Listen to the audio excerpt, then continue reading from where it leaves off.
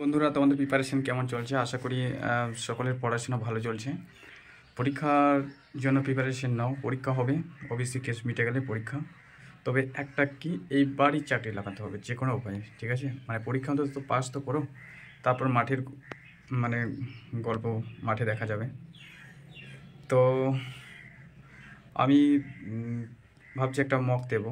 আমি সাধারণত আমার আমার চ্যানেলে শুধুমাত্র আমি যেগুলো মক দিই সেগুলোই কারেকশন করি, তো সেই প্রশ্নগুলোই শেয়ার করি আর কি। তো আজকে আমি একটা মক দেব। মকে কত পাচ্ছি আর কি কি প্রশ্ন ছিল সেটা একটু অ্যানালাইসিস করব তোমাদের সঙ্গে। তো আমার এই ব্লগটি দেখতে থাকো।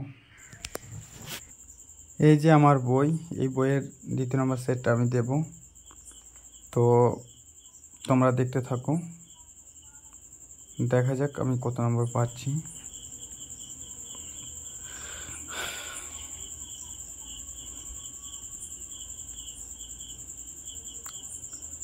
এই দেখো আমার ওএমআর সিট জেরক্স। এই ওএমআর সিটে 85টা প্রশ্নের অ্যান্সার আমি করব। দেখা যাক কত হচ্ছে। তো শুরু করে দিলাম মক দিতে। এই হচ্ছে আমার ওয়েব মক টেস্টের অবস্থা ওএমআর সিটের। দেখে নাও, 1 ঘন্টার মধ্যে 56টা আমি ঠিক করেছি, আর 12টি ভুল হয়ে গেছে, মানে আমার 3 নম্বর চলে গেছে আবার দিয়ে। আমি টোটাল 53 পেয়েছি। এটা 85 নম্বরের মক ছিল। নাম্বার ভালো হচ্ছে না, মোটামুটি 60% নাম্বার করতে হবে, তাহলে ঠিক আছে। তো যাই হোক, মানে 60 পেতে হবে আর কি। 60 পেলে পারে একটা সেফ স্কোর বলে আমি মনে করি 85-এর মধ্যে। কিন্তু আমার 60 হয়নি, 53 হলো। তো যাই হোক, যে জিকেগুলো এসেছিলো সেই জিকেগুলো আমি জিকে আর ইংলিশগুলো শেয়ার করছি। বন্ধুরা, ভিডিওটি দেখতে থাকো। তো বন্ধুরা, এখানে প্রথম প্রশ্ন আছে যে মিচ্ছকটিক কার লেখা? মিচ্ছকটিক হচ্ছে শূদ্রকের লেখা। বিশাখ দত্ত আছে অপশানে। বিশাখ দত্তের দেবী চন্দ্রগুপ্তম, মুদ্রাক্ষস, এগুলো বিশাখ দত্তের লেখা, গুপ্ত যুগের কবি। আচ্ছা, হরিসেন এলাহাবাদ পরিস্থিতি সমুদ্রগুপ্তের সম্বন্ধে লিখেছেন। হরিসেন এলাহাবাদ পরিস্থিতিতে।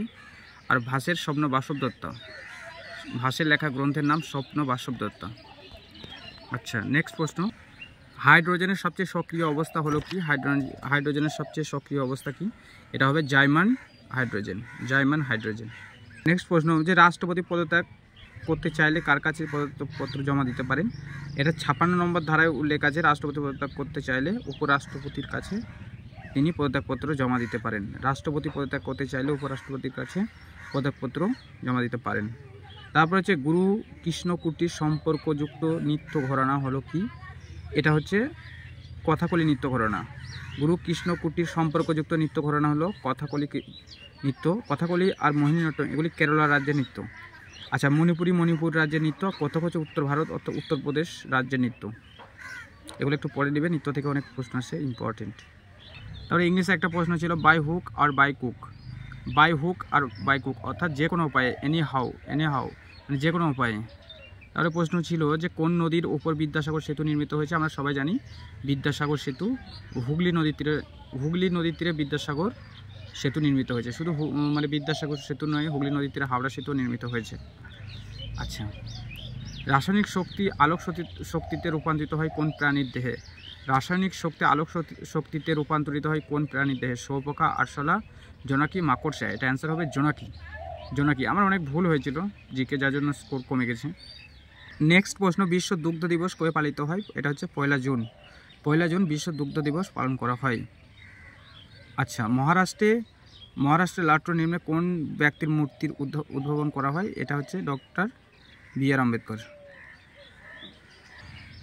আচ্ছা, এখানে প্রশ্ন আছে কোনটিকে কৃত্রিম সিল্ক বলা হয়? এটা হচ্ছে কৃত্রিম সিল্ক, অপশান আছে লাইলন, টেরিলিন, রেয়ন আর পলিথিন। এটা রেয়নকে কৃত্রিম সিল্ক বলা হয়। 8 নম্বর প্রশ্ন ছিল যে কলকাতা মেডিকেল কলেজ কবে প্রতিষ্ঠিত হয়? কলকাতা মেডিকেল কলেজ কবে প্রতিষ্ঠিত হয়? 1835, 1840, 1856, 1830। এটা হবে 1835। 1835 সালে। সেই সময় বড়লাট ছিলেন লর্ড উইলিয়াম বেন্টিংয়ের সময় আরও একটা কৃতিত্ব কাজ হয়েছিল, সতীদাহ প্রথা রোধ করেছিলেন রাজা রামমোহন রায়। ঠিক আছে, তাহলে কলকাতা মেডিকেল কলেজ প্রতিষ্ঠিত হয়েছিল 1835 সালে লর্ড উইলিয়াম বেন্টিংয়ের সময়। ইংলিশে একটা প্রশ্ন ছিল অ্যাবান্ডনের অর্থ হচ্ছে রিনাউন্স। এটা কি বলেছে, মিনিংফুল সেন্টেন্স। এটা অ্যান্সার হবে রিনাউন্স, ঠিক আছে। তারপর 24 নম্বরের প্রশ্ন, ভারতীয় রিজার্ভ ব্যাংকের কততম গভর্নর হলেন শক্তিকান্ত দাস? 25তম গভর্নর জেনারেল। 25তম গভর্নর জেনারেল হলেন শক্তিকান্ত দাস। এমব্রায়োলজি কি সংক্রান্ত বিদ্যা? এটা ভ্রূণ সংক্রান্ত বিদ্যা। এমব্রায়োলজি ভ্রূণ সংক্রান্ত বিদ্যা। কত সালের মধ্যে ইন্ডিয়ান স্পেস রিসার্চ অর্গানাইজেশন অর্থাৎ নিজস্ব স্পেস স্টেশন গড়ে তোলার সিদ্ধান্ত নিয়েছে? এটা 2030 সালের মধ্যে। ইন্ডিয়ান স্পেস রিসার্চ অর্গানাইজেশন প্রতিষ্ঠা হয়েছিল 1969 খ্রিস্টাব্দে। 1969 খ্রিস্টাব্দে। এখানে প্রশ্ন বলছে নিচের কোন বিকল্পটি সঠিক নয়? Radcliffe line, McMahon line, Durand line আর হচ্ছে প্লিসমল লাইন। এখানে র্যাডক্লিফ লাইন যেটা ভারত ও পাকিস্তান ঠিক আছে, ম্যাকমোহন লাইন ভারত ও চীন ঠিক আছে, ডুরান্ড লাইন পাকিস্তান আফগানিস্তান ঠিক আছে, আর এটা হচ্ছে এটা ভুল আছে, লাস্টেরটা ডি এরটা ভুল আছে, এটা ভারত আফগানিস্তান হবে। এখানে প্রশ্ন আছে কে গঙ্গা ও সোন নদীর সঙ্গমে একটা দুর্গ নির্মাণ করেন? এটা উত্তর হবে উদয়ন।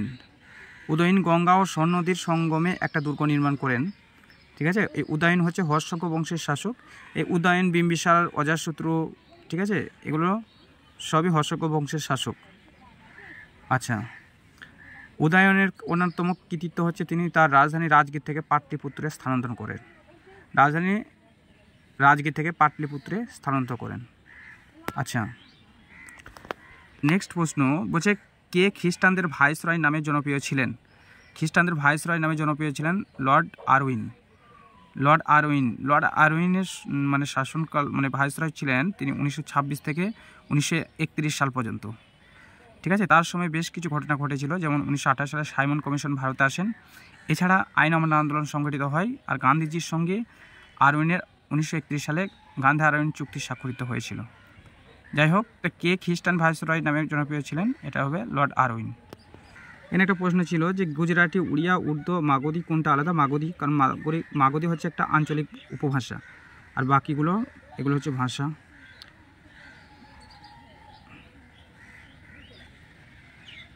তারপরে প্রশ্ন আছে দাচিগ্রাম জাতীয় উদ্যান কোথায় অবস্থিত? এটা হচ্ছে জম্মু কাশ্মীরে।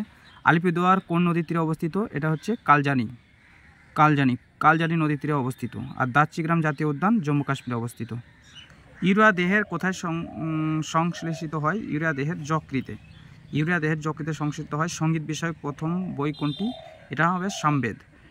যে বেদের যে অংশগুলো আছে ঋক, সাম, যজু, অথর্ব, যে চারটে, তার মধ্যে সামবেদে সঙ্গীত বিষয়ে উল্লেখ আছে। তারপর একটা প্রশ্ন ছিল ইংলিশে don't be afraid to the storms or the, এটা challenges in your life. Challenges answer হবে অপশন এ। গণপরিষদের খসড়া কমিটির সভাপতি কে ছিলেন? Rajendra Prasad, Jawaharlal Nehru, Sachchidananda Sinha, doctor B R Ambedkar. Doctor B R Ambedkar হবে গণপরিষদের খসড়া কমিটির সভাপতি।